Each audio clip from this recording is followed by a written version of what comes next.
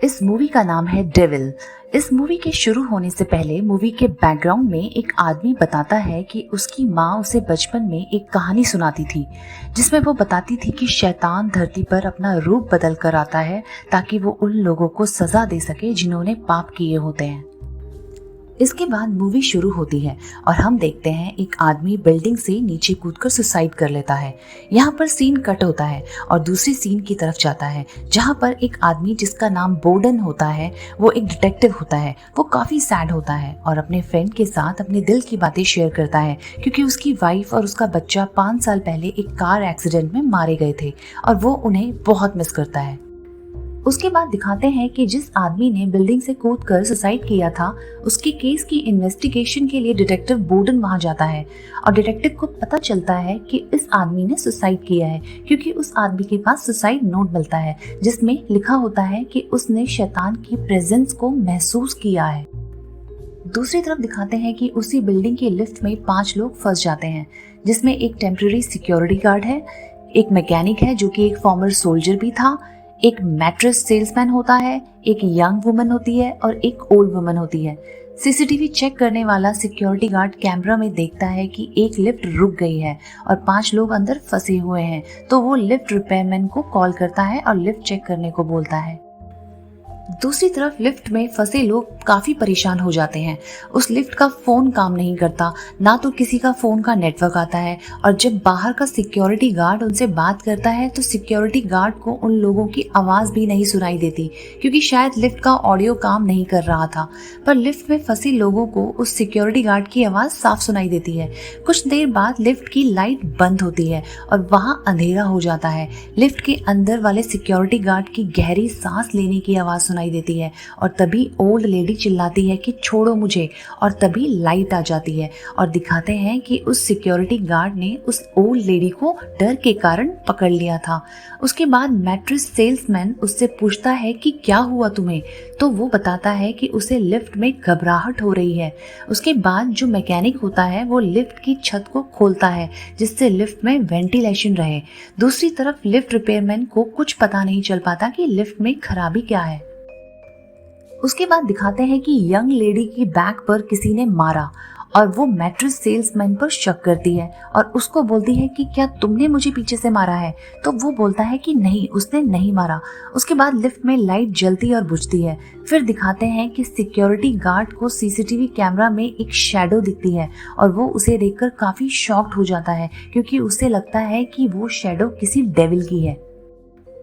उसके बाद दिखाते हैं कि लिफ्ट में फिर लाइट चली जाती है और जब लाइट आती है तो यंग लेडी नीचे गिरी हुई होती है और सब उसे बोलते हैं कि क्या हुआ, तो वो यंग लेडी बोलती है कि उसे ऐसा लगा कि किसी ने उसका टॉप खींचा, और तभी सब देखते हैं कि उसकी पीठ पर चोट लगी होती है।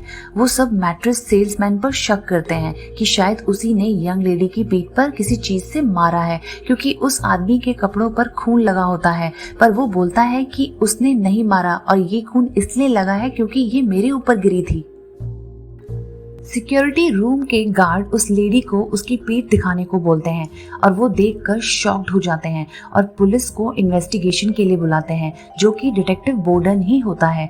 वो सिक्योरिटी गार्ड बोर्डन को बताता है कि यंग लेडी की पीठ पर किसी ने मारा है जिससे उसको काफी चोट आई है, और वो सिक्योरिटी गार्ड मैट्रेस सेल्समैन पर शक बताते हैं।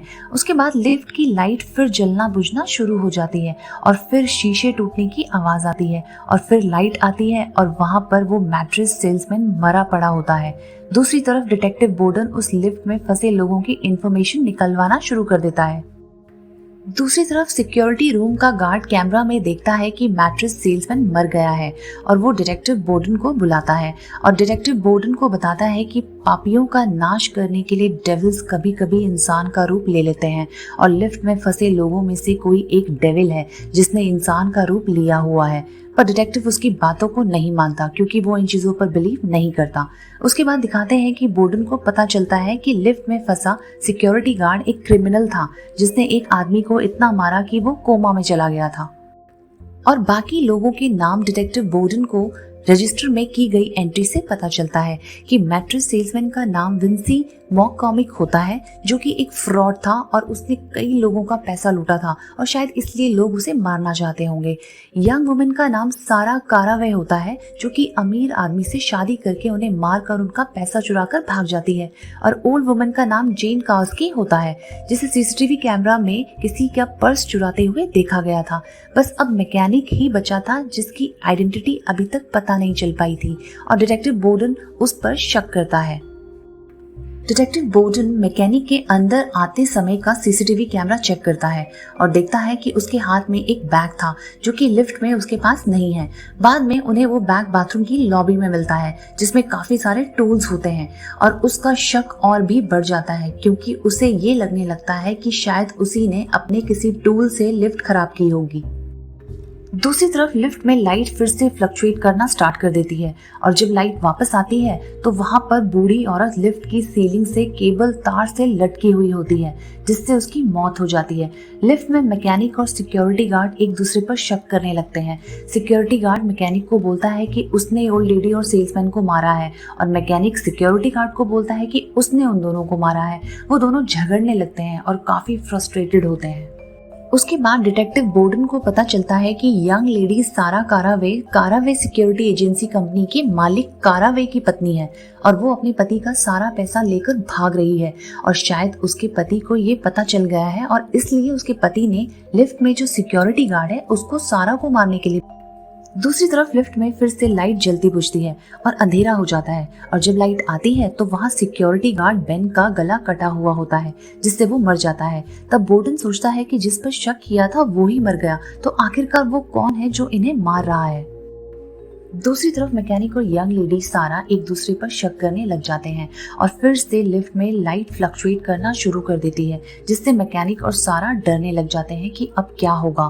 फिर लाइट आ जाती है और नीचे सारा गिरी हुई होती है, उसकी नेक कटी हुई होती है। वहीं दूसरी तरफ बोर्डन को पता चलता है कि एक्चुअल में मैकेनिक का नाम टॉनी जेन कास्की है, जिसने रजिस्टर में एंट्री की हुई होती है, पर उसने सिर्फ जेन कास्की नाम से ही एंट्री की हुई होती है। उसमें टॉनी नहीं लिखा हुआ था, जिससे उनको लगता है कि ओल्ड लेडी का नाम जेन कास्की है, क्योंकि जेन नाम लेडीज का ही होता है। अब बोर्डन सोचता है कि अगर मैकेनिक जेन कास्की है तो वो ओल्ड लेडी कौन है।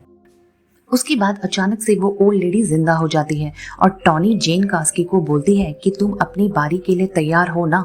फिर टॉनी जेन कास्की अपने पास्ट के बारे में सोचता है, जिसमें दिखाते हैं कि उसने किसी का एक्सीडेंट किया था, जिसमें एक औरत और बच्चे की मौत हो जाती है, पर वो उन्हें वहां वैसे ही हालत में छोड़कर भाग जाता है।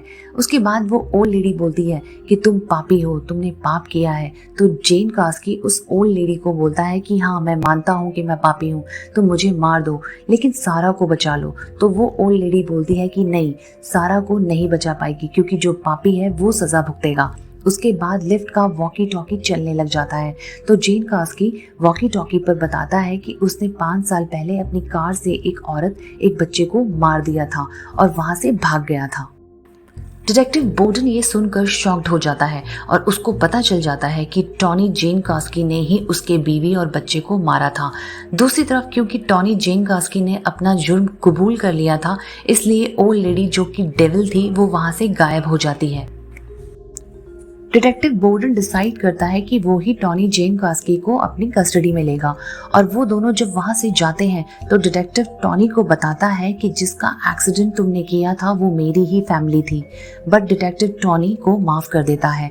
और मूवी के लास्ट में बताते हैं कि अगर दुनिया में डेविल है जो कि लोगों को उसके पाप के लिए मार देते हैं, तो भगवान भी हैं जो कि गलती का पछतावा होने पर माफ कर देते हैं। और मूवी यहीं पर खत्म हो जाती है। आई होप कि आपको ये मूवी स्टोरी अच्छी लगी होगी। Thank you for watching.